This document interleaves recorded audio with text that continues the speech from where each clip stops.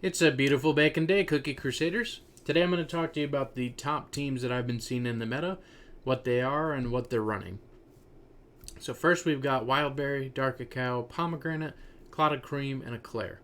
This team is running the Scroll, the Monocle, and the Clock, and the toppings are almonds on everyone that you can.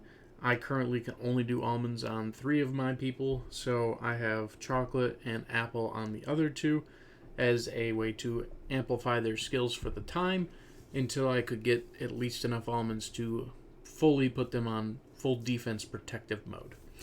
Next is this Caro Speed team. So this team is all about speed and power, pushing through, bursting through as much as you can, as quick as you can.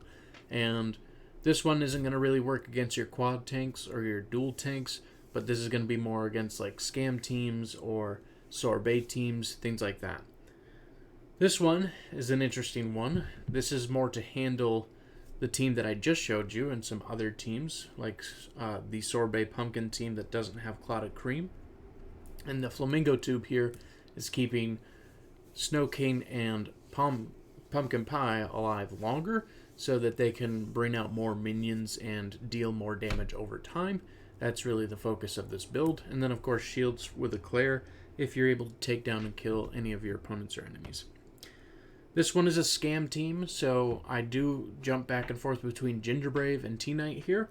It depends on who you're fighting and what you're fighting, but Gingerbrave is the higher recommendation of this team.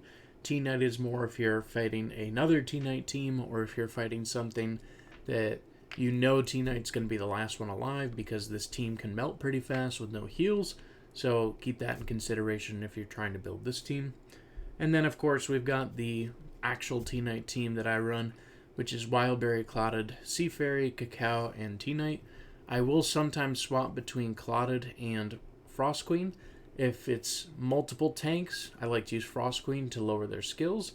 If it's one tank, I'd rather use Clotted to push the tank out of the way so that T-Knight and Cacao can shred through the midline cookies and push further into their enemy front lines.